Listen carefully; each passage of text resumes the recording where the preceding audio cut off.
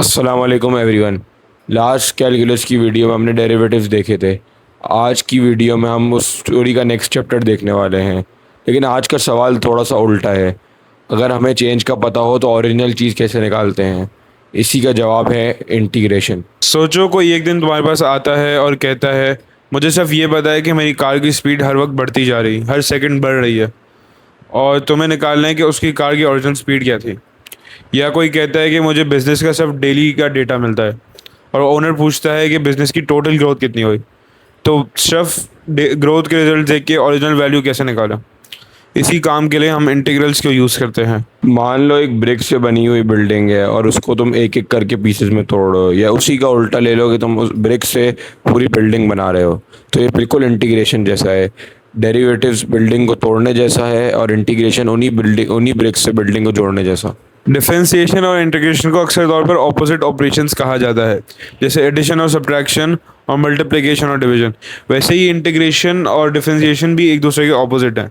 एक चेंज बताता है तो एक ओरिजिनल फंक्शन। अब एक और इंटरेस्टिंग चीज़, जब भी हम इंटीग्रेशन का आंसर लिख रहे होते तो आंसर के एंड में प्लस सी लिखा होता है।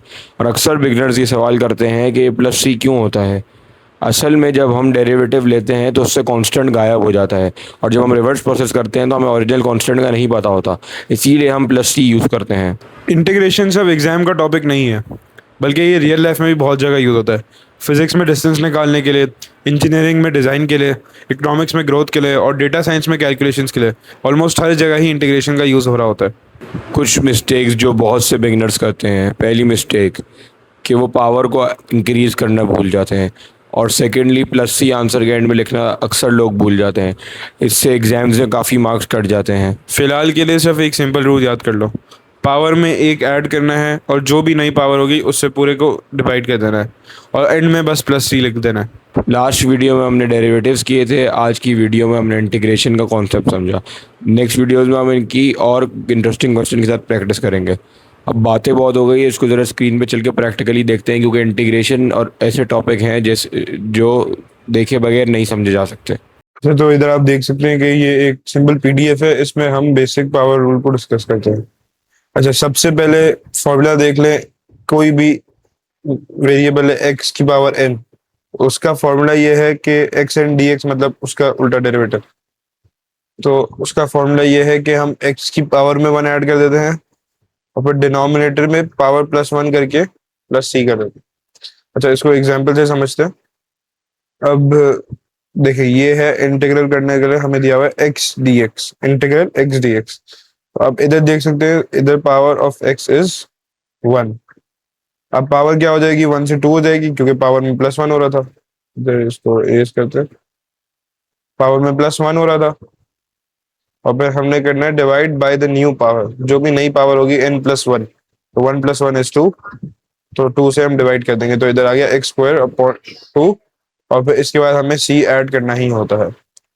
सी क्यों ऐड करते हैं, क्योंकि कोई भी कांस्टेंट हो सकता है ओरिजिनल फंक्शन में। जैसे एक्स का हमें इंटीग्रल निकालना था, तो ये एक्स प्लस टू हो सकता है या एक्स प्लस सेवन हो सकता है, उसका हमें पता नहीं होता। तो सी को एज ए कांस्टेंट डाल देते हैं, क्योंकि अगर प्लस सेवन या प्लस फाइव होता तो ऑटोमेटिकली जीरो हो जाना था। तो इसलिए हम प्रिकॉशनरी एक सी डाल देते हैं। नेक्स्ट एक और एग्जांपल देख लेते हैं, एक्स स्क्वायर से स्टार्ट करते हैं। अब भी हमने अपना क्वेश्चन लिख लिया, इसमें एक्स की पावर टू है, टू से थ्री कर दिया, पावर को प्लस वन कर दिया, और फिर उसी से डिवाइड कर दिया। अब देखते हैं एक थोड़ा डिफरेंट टाइप का क्वेश्चन, ये है 5x। अब हमारा क्वेश्चन स्टार्टिंग तो वही बनेगी 5x dx। अब जो भी कांस्टेंट होता है ना, उसको हम इंटीग्रल से बाहर ले जाते हैं, तो कांस्टेंट इधर आ जाएगा, और फिर इसके बाद जो नॉर्मल हमारे स्टेप्स होते हैं, इसके बाद आंसर ये आएगा, मल्टीप्लाई हो जाएगा बाहर से, और फिर वही विद कांस्टेंट वाला ये बाहर जाएगा, पावर में ऐड होगा, पावर डिवाइड होगी, और वापस आ जाएगा। तो ये थी आज की वीडियो, जिसमें हमने फार्मूलाज रटने की जगह इंटीग्रेशन के बैक एंड के कॉन्सेप्ट को समझा। नेक्स्ट कैलकुलस वीडियोस में हम और भी इंटरेस्टिंग क्वेश्चंस के साथ इसको और बेहतर तरीके से समझेंगे।